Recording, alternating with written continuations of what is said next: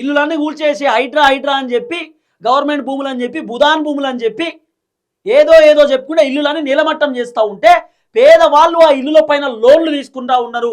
మరి ఆ లోన్లు ఎవడు కడతాడు? ఎవరి జేబులోకి పోతాయి చెప్పుర్రి? మళ్ళీ పేదవాళ్ళే కట్టుకోవాలి. ఎట్లా కడతారు? ఉన్న ఇల్లును కూల్చేసిన తర్వాత ఎట్లా కడతారు? 50 లక్షలు పెట్టి ఉదయ్ అనేటోడు ఇల్లు కట్టిండు, మళ్ళీ ఇంకో 50 లక్షలు పెట్టి ఇల్లు కట్టుకునేటటువంటి పరిస్థితి ఉంటుందా? వన్ టైం ఇన్వెస్ట్మెంట్ ఇల్లు అనేది. జీవితంలో ఒకే ఒకసారి ఇల్లు కట్టుకుంటారు, మళ్ళీ కట్టుకోవడానికి అవకాశాలు ఉండయి.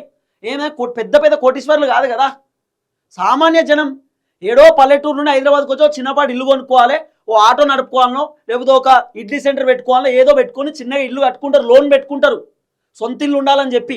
ఎట్లయినా కిరాయికి ఉంటే కిరాయి పైసలు కట్టేదే, అదే సొంత ఇల్లు ఉంటే అదే కిరాయి లోన్ కట్టుకోవచ్చు కదా అనుకుంటారు. సిగ్గు లేకుండా ప్రభుత్వం పేదవాళ్ళు ఇల్లులు కూల్చేసి రోడ్డు మీదకి తీసుకొచ్చారు పేదవాళ్ళను. ప్రభుత్వానికి ఏమైనా బుద్ధి ఉండాలి కదా. అదే మంత్రులను అంటున్నా, మంత్రులను ముఖ్యమంత్రిని ఎమ్మెల్యేలనే అంటున్నాను నేను డైరెక్ట్.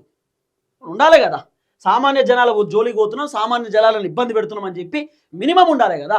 ఇలా కాంగ్రెస్ పార్టీకి సంబంధించినటువంటి ఎమ్మెల్యేలు, ఎంపీలు, మంత్రులు, ఎమ్మెల్సీలకు సంబంధించినటువంటి ఫామ్ హౌస్లు హిమాయత్ సాగర్ దగ్గర, హిమాయత్ సాగర్ చుట్టుపక్కన మొత్తం ఫామ్ హౌస్ గట్టినే పాడైనాయి.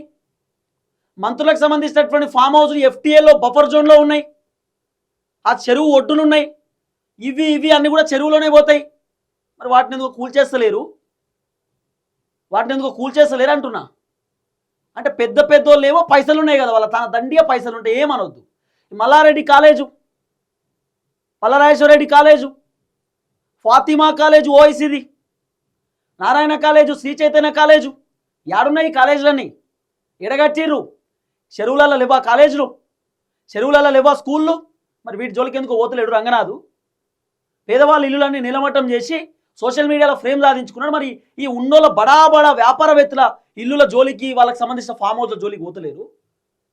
పేద ప్రజలు కదా, ఏమన్నా నడుస్తుంది, వీళ్ళు బాగా పైసలు ఉన్నోళ్ళు కదా, వాళ్ళ జోలికి పోద్దన్నట్టు ఉండాలి కదా ప్రభుత్వానికి ఏమన్నా. చాలామంది జనం కన్నీళ్ళు పెట్టుకుంటున్నారు.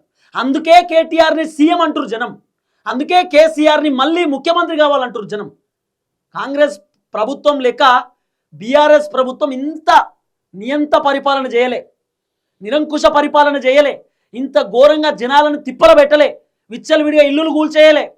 ఎఫ్టీఎల్ బఫర్ జోన్ అనేటటువంటి పేరుతోటి సామాన్య జనాల ఇల్లులను నేలబట్టం చేయలే బీఆర్ఎస్ గవర్నమెంట్.